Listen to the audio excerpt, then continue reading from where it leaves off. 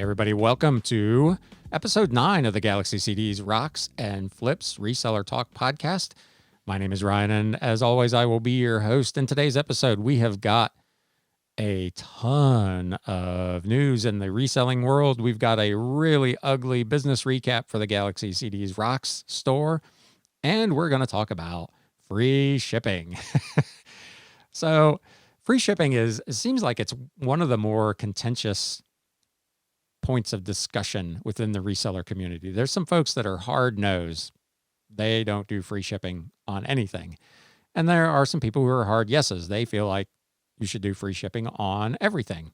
And then there's folks like me that kind of split the difference. And some stuff I charge shipping and some stuff I don't. And I evaluate it on a category by category, item by item, weight by weight basis. So there's a lot of things that I factor into it. I'm not here today to tell you which way is right, which way is wrong. I'm just going to share kind of what the different options are, the calculations you might need to make or certainly want to make before you make a decision on whether you're going to charge or not charge for shipping, and what quote unquote logic I use to decide how I'm going to do it. Now, for starters, some categories are almost exclusively free shipping, particularly the media categories, where if you've been playing along at home, you know that's where I spend a lot of my time selling CDs, books, that sort of thing.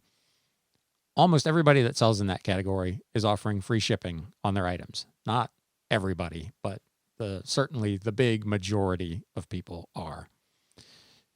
So I just kind of go with the flow in that category.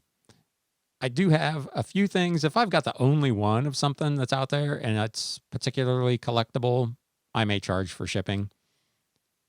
I do have some books listed, some lots of really old books that weren't really worth all that much, that I've tried a little experiment and I've priced them plus shipping, but put the selling price where those books actually belong at, 50 or 80 cents a piece. So a lot of 6 books might be less than $5, but it's plus the media mail shipping, which 6 old hardback books might weigh 8 or 10 pounds. So shipping's not going to be super cheap, even with media mail.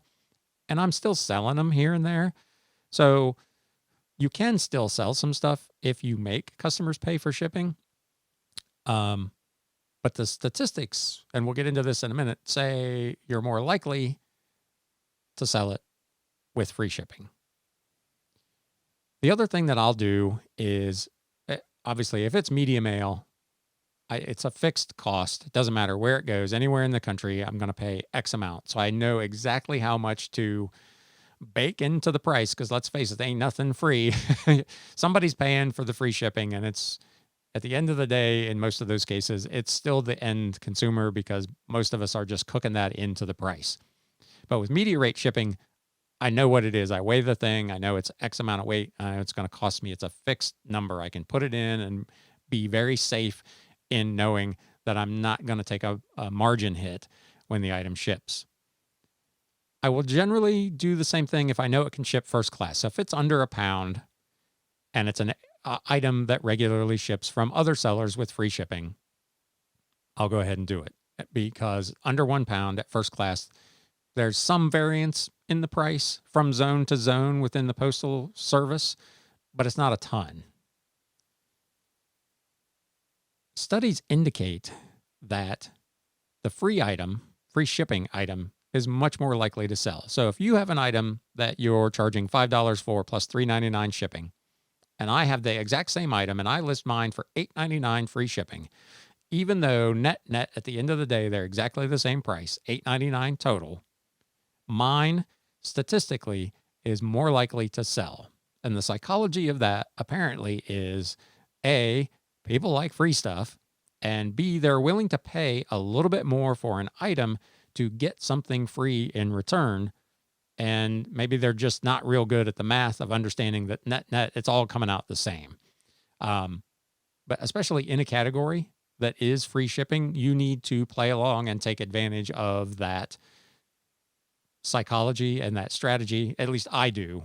Again, you can do whatever you want, but the statistics say that that's the way to sell. Amazon has been a big factor in this. Prior to them, I don't think free shipping was really a thing. And they have essentially convinced the entire country that you should never pay to have anything shipped, especially anything small,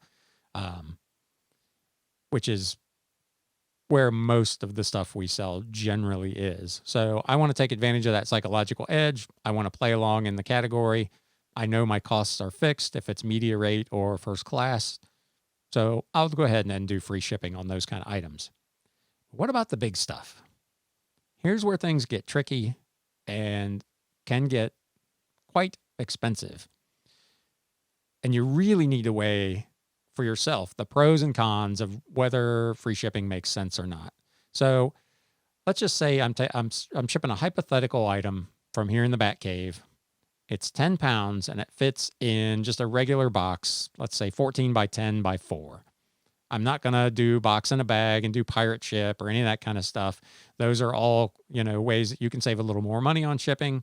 But for the sake of this discussion, let's just say I'm going to do traditional. It's in a box and it's going to ship in that box at X weight.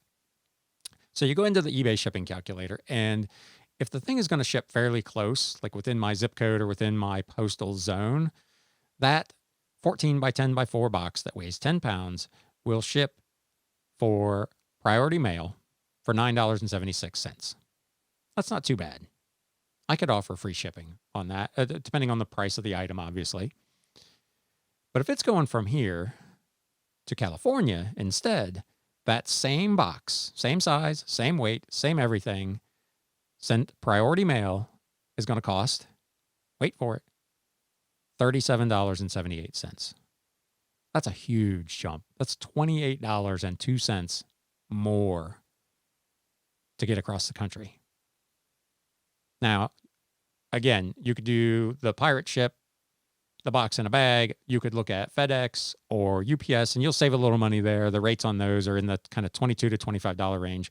But let's say, for the sake of argument, especially you're a new seller, and you go into the shipping calculator and you just use your own zip code to calculate what the shipping cost is going to be. And you come up with that $9.76 number, and you say, you know what, I'm going to offer free shipping on this. That's not bad. That's less than $10.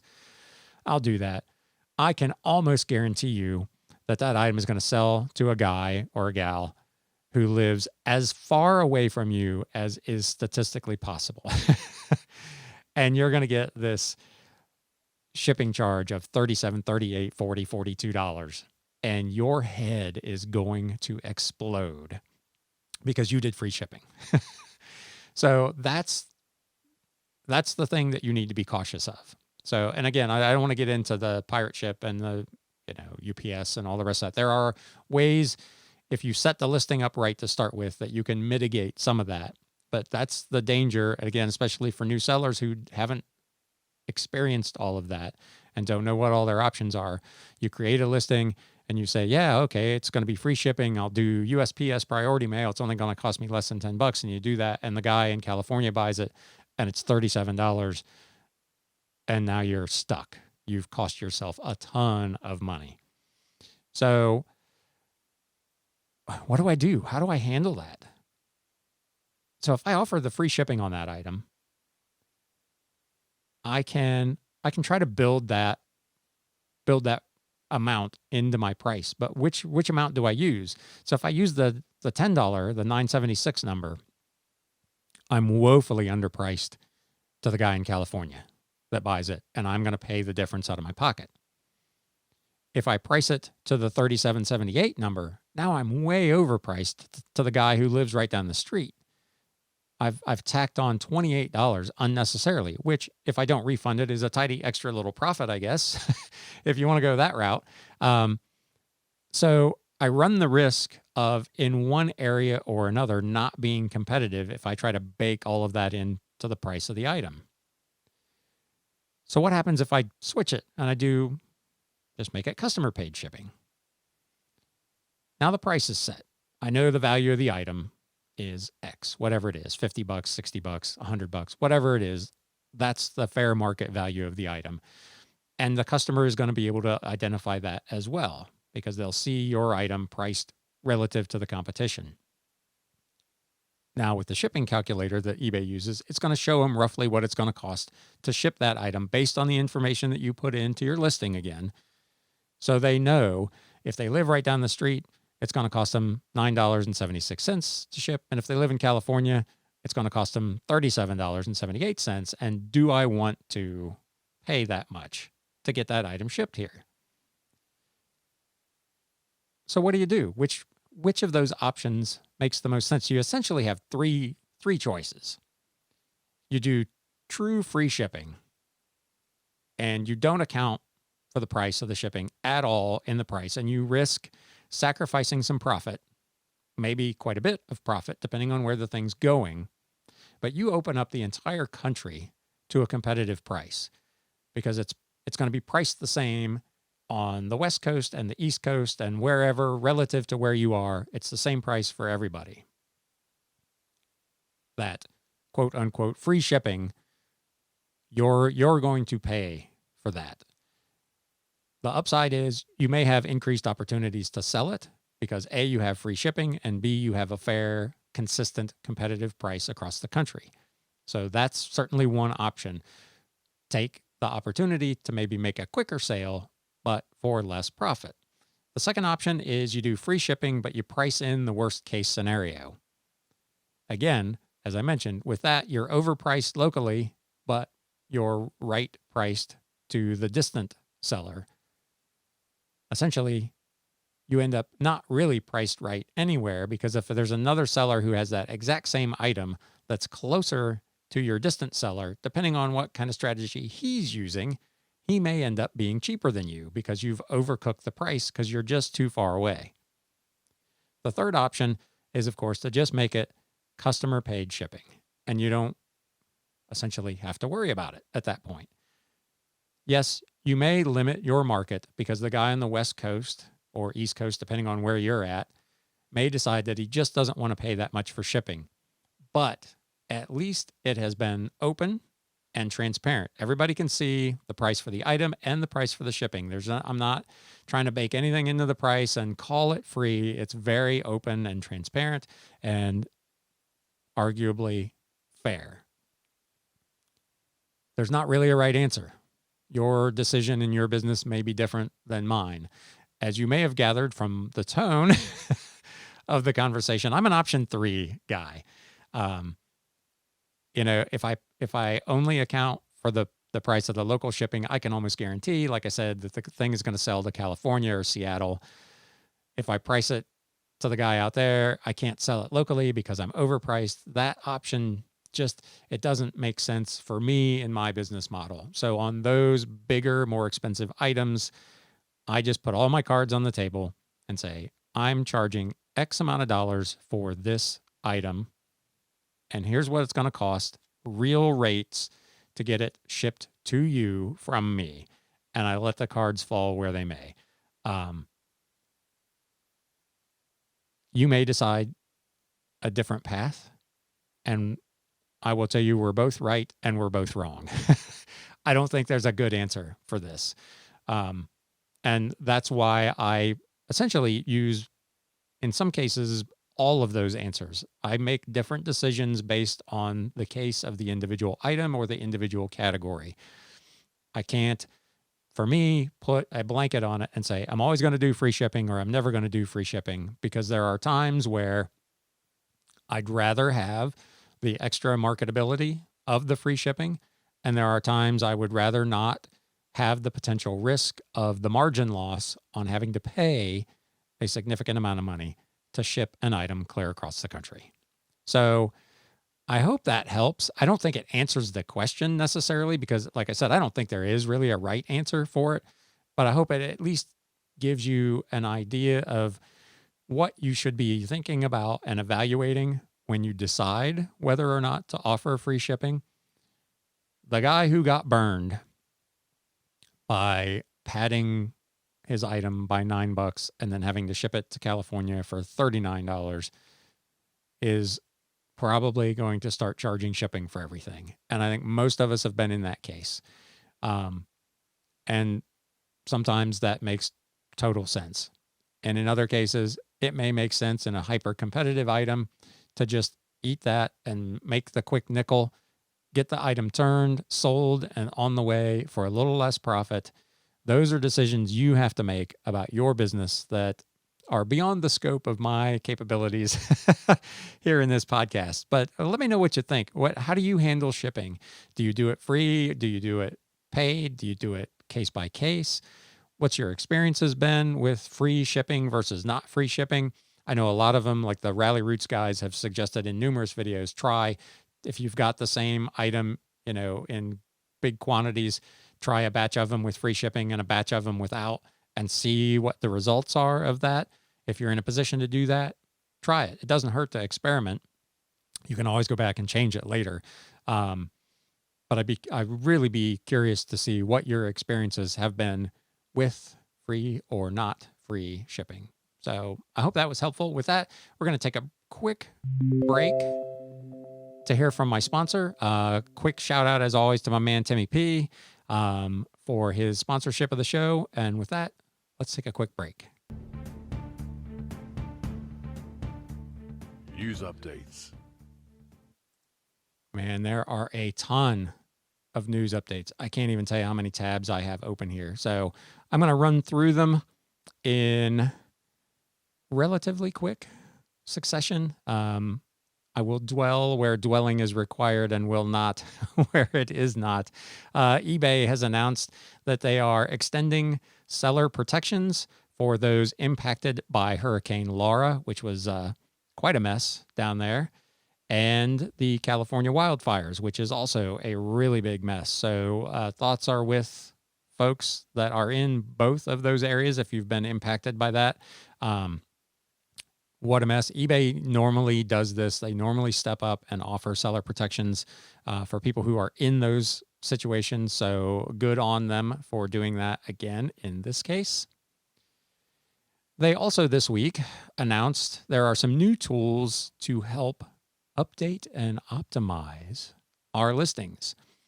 Starting on September 9th, 2020, certain item specifics in electronics, home and garden, watches, business and industrial, and sporting goods categories will be required, and you will need to update impacted listings. That's a direct quote from the eBay seller news team. You've probably seen messages about this in the past. There is the OptiSeller Aspect Finder tool that you can use. I've used it a couple of times, have not had particularly great success with it, but it is out there. And they have also added a item specifics download and upload file capability. You can go to your active listings page, click on download missing, required, or recommended item specifics. I have a little bit of a problem with that one because all I really care about are the required ones. The recommended ones, honestly, if I wanted them in there, I'd have put them in there to start with. I really wish it was just the required ones that came back, because I ran mine the other day. I ran it. It only lets you run 3 categories at a time, which is a problem also. But in those 3 categories, it returned 77 items that it said was missing required or recommended item specifics. I went through the first half of them, and every single one of them was only missing recommended, not required. So I spent what for me seemed like wasted time looking at items that are not going to be hidden in the listings because there's the required item specifics were not missing. So that's kind of a problem for me. I hope they go back and fix that and give us the option to just download the ones missing required, not recommended specifics. In any event, you open the file, choose from the available values. You can save it and upload it. Ultimately, I didn't end up doing that because the 30 odd ones I checked didn't have any missing required item specifics. So I just stopped. That's probably going to be a handful that will be problematic for me, but I'm not looking through all those listings. I don't think there's that many. I try to be really diligent about that. And I'm fortunate I don't sell a ton of stuff in those categories anyway. If you do, you'll need to go through this exercise one way or the other, because if you don't, your listings will be hidden. So there's that. I've seen this pop up from time to time, and they finally made a formal announcement on it. A new quote unquote Great Price Badge. Recently launched a new badge on the search results page called Great Price. This new badge is intended to help trusted sellers that have competitive prices better highlight their listings and attract more buyers.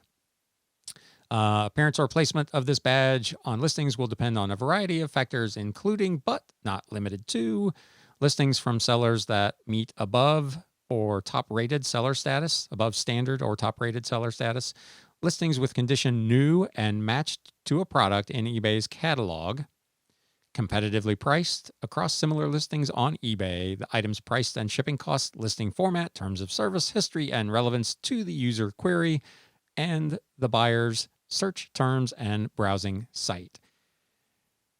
I don't really know how I feel about this one. I've seen it pop up on a few listings. I'm one of those buyers. I will go in and I immediately change the search parameters to lowest price plus shipping before I do anything else. So this little badge probably doesn't affect me much as a buyer. Hopefully it affects me a little bit as a seller. That would be nice. But any little trick that they can help highlight our listings, I'm all about it. But I, as a buyer, that would not mean anything to me. There's also an update coming, if you haven't seen this, to the eBay return process. There's been quite a kerfluffle about this on some of the Facebook groups. Essentially, they are automating the returns experience for customers. Beginning on September 14th, 2020, eBay will automate the returns and refunds processes for active managed payments sellers to align the seller experience across the eBay platform. Automation of returns and refunds saves sellers time, easy for me to say, and enables them to process returns faster. Essentially, they're automatically going to accept return requests and provide a return shipping label to the buyer wishing to return the item. Once received, sellers will have 2 business days to review the returned item and issue a refund or ask eBay to intervene if no action is taken. eBay will automatically issue the refund 2 business days after the tracking number shows a confirmed delivery status. At that time, we will close the return with no impact to seller performance. So in the past, if you didn't respond, didn't handle the refund, and they, I guess, had to do it, you could get a ding on your seller performance. This way, they will not be doing that. They claim it will shorten the processing time for the return, help us manage our returns more efficiently.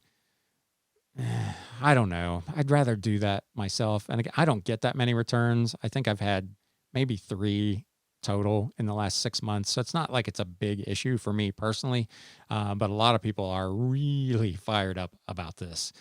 They don't want it automated. When you match this up with the fact that with the eBay managed payment system, as soon as a return is initiated, those funds go on hold within the eBay payments account. Returns are a significant thorn in the side for a lot of sellers. Moving on to some still kind of related to eBay, but there's a report on CNBC this week. The Etsy CEO, say that 3 times fast, says that Amazon is trying to wipe out its competitors by backing a California consumer protection bill. Essentially, there's a bill in California that would, Etsy says it will burden small businesses with legal costs and workload that they're not equipped to be able to handle. It is AB 3262 is the name of the bill. Those bill names, they're always so sexy. It seeks to hold electronic retail marketplaces to the same liability standards applied to brick and mortar retailers. It has garnered opposition from Etsy, eBay's public policy arm, and a slew of industry groups who say existing law already protects consumers and that it will stifle small businesses that sell products online. I know Auction Professor on YouTube, he was really hot and bothered about this particular bill and Amazon's support of it. The CEO of Etsy argues that Amazon's support of the bill is actually in bad faith, and he calls it a abuse of power market play. They are taking bold steps, quote, to wipe out its competitors by promoting complex, hard-to-comply-with legislation that only they can afford to absorb, he wrote. Amazon's goal is to be the only place to buy stuff online, hobbling mom and pops that sell unique items in their own shops, or more frequently since COVID, through marketplaces like Etsy. Small businesses struggling now more than ever will ultimately bear the brunt of the overbearing burdens of this bill. I don't know. I need to do more research on this one. I am not initially as bent out of shape about this one as some others are.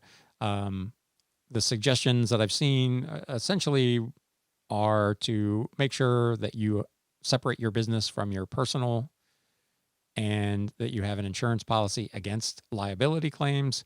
Those are things that a lot of small resellers don't want to mess with, which is kind of the point of the argument that the Etsy CEO is making. Amazon reached out. They put a post on their blog basically saying that they would be in support of this bill as long as all online marketplaces, regardless of their business models, were included. They believe that injured consumers should be able to seek compensation regardless of how a particular online marketplace makes money. And on Monday, the lawmakers in California amended the bill to reflect that language, which is why people are so upset at Amazon. This all stems, I believe, from another court case that Amazon actually lost. They were dealt a blow after a California appeals court ruled it could be held liable for damages caused by a defective replacement laptop battery that caught fire and gave a woman third-degree burns. The woman alleges she bought the laptop battery from a third-party seller on Amazon's marketplace. Amazon has successfully fought those sorts of lawsuits in the past. California is notoriously overly consumer-friendly, which you can argue either side of that issue. There should obviously be certain consumer protections in place. But this is the first time Amazon has lost this suit. And now they're essentially saying, you know what, if you're going to apply this, that's fine, but we want it to apply to all reselling marketplaces. So this will be, it sounds like it's already passed the equivalent of the California House and is now going to the upper arm of the government. California being California, I assume this thing will probably pass, and then we'll have to make some decisions about how we want to move forward as resellers, and see what the platforms actually do for us on our behalf. So keep an eye on that one.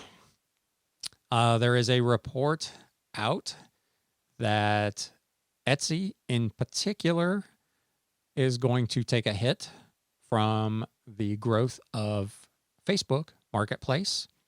Etsy drives a huge amount of traffic from platforms like Facebook, Instagram, and Pinterest, and they believe that the new Facebook Marketplace push will hinder Etsy's ability to effectively use that platform for that. So that will be interesting. I don't sell on Etsy. If you're an Etsy seller and listen to this podcast, let me know what you think about that. Do you use Facebook extensively to promote your listings on Etsy? Let's see. What else have we got here? That we already talked about that. Here's an interesting one. Tough times ahead for Amazon as India's richest man sets sight on e-commerce supremacy. I like to see somebody challenge Amazon. The world's richest man is locked in an intense battle with India's richest man over the country's bustling e-commerce market. I don't know that this market is available anywhere other than India, but that obviously is an enormous market. I think it is the second most populous country in the world. The company is called Reliance Retail. They are going toe-to-toe with Amazon in India for things ranging from normal household goods right up through pharmacy goods. So Amazon is battling in the Asian market, in India and in China, with more homegrown options. So there is some chance there that Amazon's quest for world dominance may be stymied. And that kind of wraps up kind of the big news in the reselling world. If you saw something or have an opinion on any of those topics, feel free to reach out to me. You can contact me by email at galaxycds@gmail.com. If you're listening to the podcast, if you go to my Anchor page, which there's generally should be a link in the show notes, there's a place there where you can actually leave me a voice message, and maybe I'll add that to a future podcast. Or you can go to galaxycdsrocks.com and chime in on the community message boards. With that, it's time for the Galaxy CDs Rocks weekly recap, and it's a painful one. It was not a good week here in the Galaxy. If you watched, and it was of course terrible timing for it as well. If you watched my video or listened to the audio version of it on Wednesday, you'll know that my water heater sprung a leak. So I had a major household expense there, which, as I mentioned there, I had the money to do it, but there were other things I intended to do with that money. And then you matched that up with the worst week I've had on eBay in months and months and months. So it was not real pretty this week. So sales, I had a strong Friday overnight into Saturday morning and a pretty good Saturday morning and early afternoon that helped to recover this to the mediocre point that I managed to reach. Sales were way off compared to the last few weeks, $1,048.95. So the last 2 months worth, I don't think I'd fallen below like 1180 something. Most of them have been 1300 plus. So this was a real kick in the chops. 1048.95. Cost of goods sold 41.19. So gross profit was still really solid, 96.07%. Can't complain about that. Just there were my sales velocity was actually pretty good, but there were a lot of little items, a lot of sub $10 and $12 books and CDs. So it just didn't generate really the revenue that I needed. The item count was pretty solid, but the money, which is the thing that matters most, was not all that fantastic. In operating expenses, I had to order some thank you cards. I was out. I do have a video you may have watched from several months ago. I send a thank you card and a little handwritten note with every order. I also use those as business cards. I was about out of those. I have to buy that about once a quarter, generally about every 3 months. I got to buy a box of 1,000. It was that time. So I had to buy those. I had to get a couple other odds and ends, office supplies. So I spent $53 and change in office supplies. I had my normal shipping and handling and bank service charges. And the big one, my monthly eBay invoice was due, which was the biggest one I've ever paid, $623.44. So my total operating expenses were $1,037.24. If you're paying attention, you'll notice that my sales were only slightly over that, which means when you do all the math on paper last week, my net profit was actually not a profit. It was a loss of $29.48. So I paid other people to have a business this week, minus 2.81%. Again, that eBay monthly bill is something that realistically should be split up over the 4 weeks, which is why I'm not all that bent out of shape about how ugly this particular week looks. I took 4 weeks worth of eBay charges in a week. Normally, I do enough business that it offsets it, and I still show a little bit of profit. This week, it was in the negative. I'm still way to the good for the month, so no real complaints. Not ideal, certainly, given everything that happened here at the homestead this week. But, things could always be worse. So that's kind of that. I did want to take one quick second to note the passing of Chadwick Boseman. I don't know why that one hit me like it did, but I saw that news and I was shocked. It literally took my breath away. Normally, celebrity deaths just don't mean that much to me. That one really got me. And I commented on a friend's Facebook page about this in kind of like what I just did. In today's sharing age, the least little problem, the least little slight issue, whatever, we're on social media about it. We're sharing what's going on. Oh, I lost $29 last week. Oh, my water heater broke, whatever it is. And this dude had colon cancer for apparently 4 years. And he just worked, and he did good work, and he did good in the world. And he didn't complain. He didn't seek attention. He didn't seek sympathy. He just got on with his business. And I think that's why it hit so hard. This was a really good dude doing really good things. And out of the blue, he's gone. And my thoughts are with the family and the wider community, obviously, of people who knew and worked with and or respected and enjoyed his work. Normally, like I said, this kind of stuff just doesn't bother me that much, but this one really, really got to me. And my thoughts are with him and his family and friends and those who have enjoyed his work.